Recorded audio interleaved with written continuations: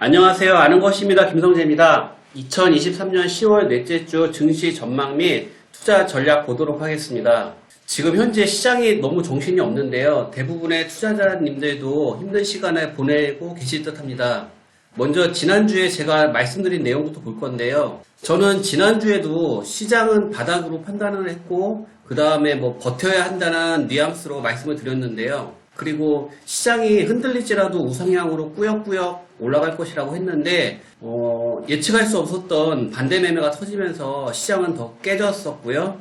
그래서 코스피랑 코스닥 캡처를 보시면은 여기서 반대 매매가 터지면서 이렇게 급락이 나오는 모습이 나왔습니다. 그래서 코스피 같은 경우는 2400이 깨졌고요. 코스피도 769포인트까지 하락이 되었습니다.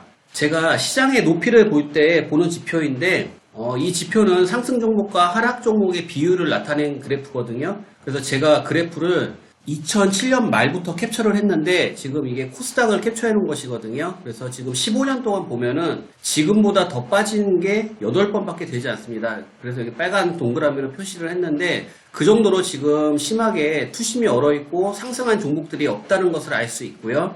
그리고 리딩방에서도 제가 반대 매매 기사들을 계속 올려드리면서 2주 전부터 계속 버티자는 의견을 드렸는데 반대 매매가 나오는 경우 시장이 바닥인 경우가 대부분이기 때문입니다. 하지만 여기서도 좀 더 빠지는 흐름이 나왔고요. 일단 코스피, 코스닥의 PBR 지수를 볼 텐데 지금 코스피 같은 경우는 0.88, 코스닥은 1.82로 저평가 구간이고 저평가 중에도 상당히 저평가라고 볼 수 있습니다. 그리고 다음 주 월요일에 10월 20일 금요일 시장이 반영이 되면은 지금 수치보다 더 빠질 거라고 보고 있습니다. 그래서 서브프라임 때가 한 0.8 정도였으니까 지금 지수에 비해서 체감한 하락이 정말 클 거라고 생각을 하고요.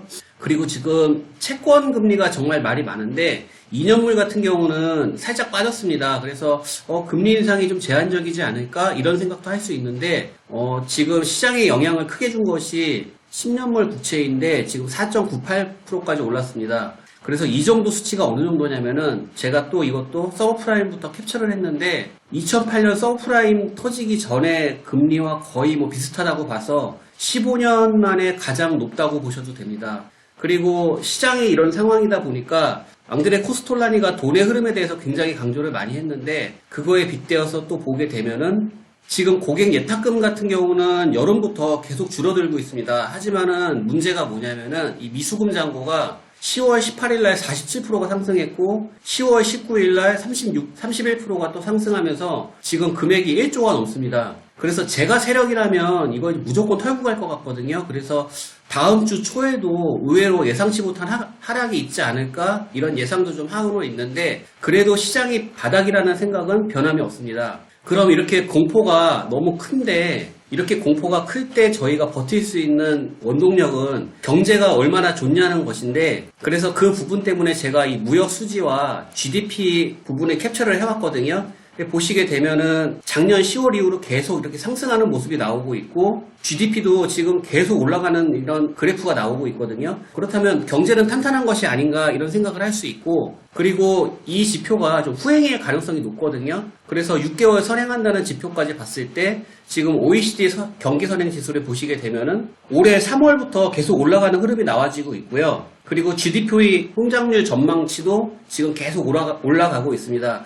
그래서 제가 봤을 때 경제는 분명히 좋고 그 다음에 시장의 공포가 횡행하다면 오히려 투자의 기회로 봐야 된다는 생각이고요. 그래서 제가 생각하는 다음 주 증시 전망 및 투자 전략은요. 일단 시장은 바닥이라는 관점이고 지난주 목요일과 금요일에 반대 매매로 예상되는 거래들이 막 나오면서 미수금 잔고가 지금 굉장히 많이 늘어났거든요. 그래서 다음 주 초는 의외로 좀 더 강한 변동성의 흐름이 생길 수 있다라고 생각을 하고 공포가 좀 더 가중될 수 있을 가능성도 있다고 보는데 하지만 이때도 저는 버텨야 된다고 생각을 하거든요. 그 이유는 시장이 바닥이고 많이 하락하면 그만큼 반등도 크게 올라갑니다. 그래서 이런 상황에서는 매번 시장이 바닥을 찍고 반등하면 한 달 이상 오르는 경우가 대부분이었고 오히려 이미 터진 악재들을 싸게 매수하는 기회로 봐야 된다고 생각을 합니다.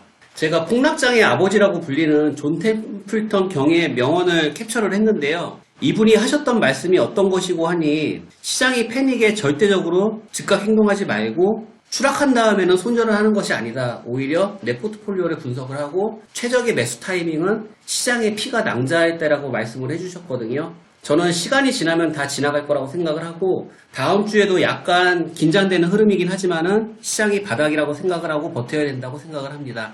제가 준비한 내용은 여기까지고 저는 다음 주에 다시 시황 영상으로 찾아뵙도록 하겠습니다. 감사합니다.